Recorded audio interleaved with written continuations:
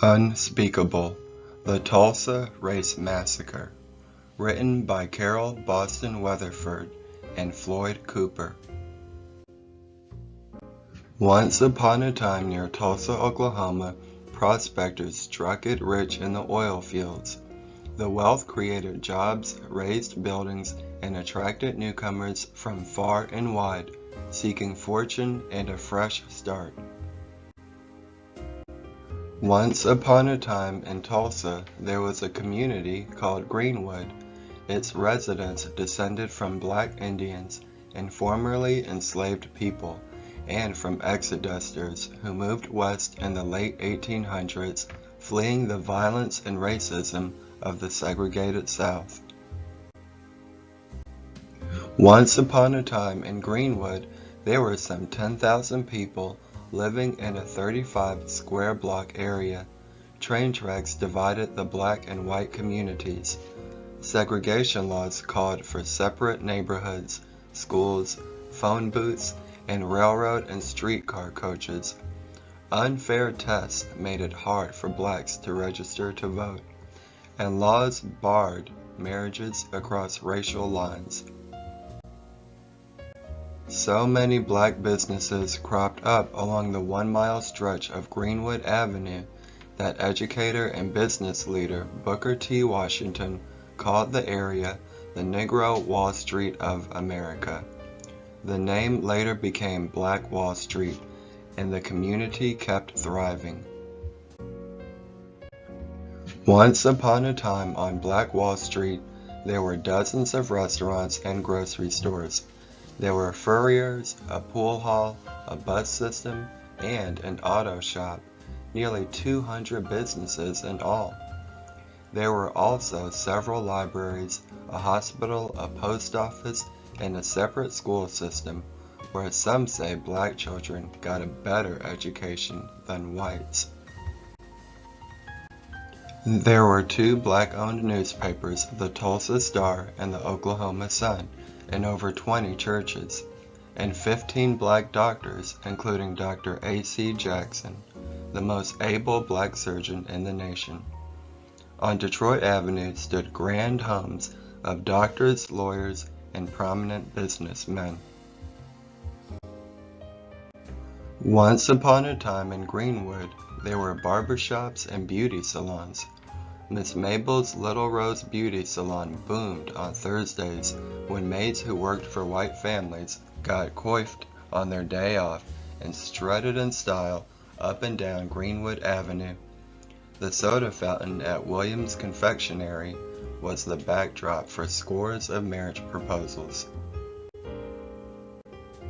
And there was the luxurious Stratford Hotel, then the largest black-owned hotel in the nation. Black guests were welcome there even as they were barred from Tulsa's white hotels. Once upon a time in Greenwood, there were 2 movie theaters, including the 800-seat black-owned Dreamland. There were even 6 privately owned airplanes.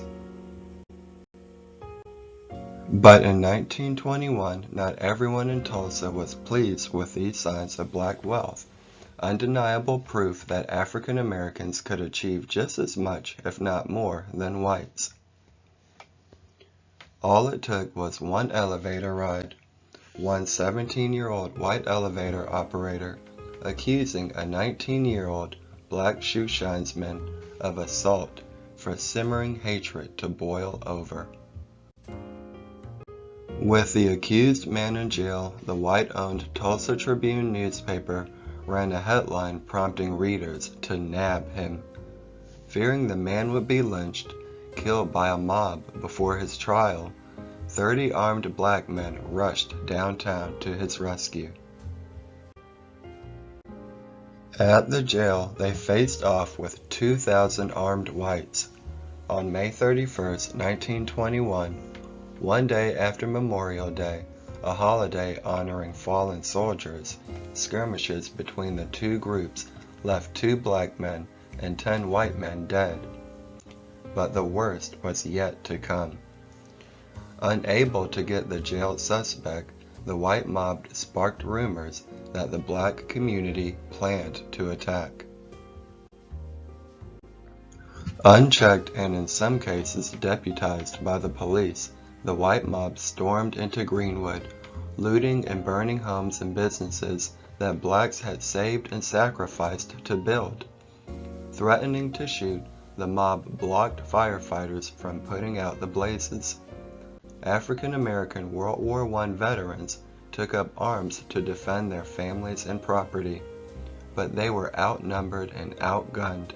Families fled with only what they could carry. Once upon a time in Greenwood, up to 300 black people, including Dr. Jackson, were killed. Hundreds more were injured. More than 8,000 people were left homeless, and hundreds of businesses and other establishments were reduced to ash. The police did nothing to protect the black community. When the National Guard arrived the next day, all that was left to do was put out fires and move thousands of black residents into camps outside of Tulsa. As their community lay in ruins, black residents had to carry passes to enter the city. In the days and weeks that followed, some black Tulsans left and never returned. Others stayed and rebuilt the Greenwood community, only to witness its decline in the 1960s. For decades, survivors did not speak of the terror. 75 years passed before lawmakers launched an investigation to uncover the painful truth about the worst racial attack in United States history. Police and city officials had plotted with a white mob to destroy the nation's wealthiest black community. Today, Tulsa's Reconciliation Park remembers victims of the 1921 massacre and recalls the role of African Americans in Oklahoma history. But the park is not just a bronze monument to the past. It is a place to realize the responsibility we all have to reject hatred and violence and to instead choose hope.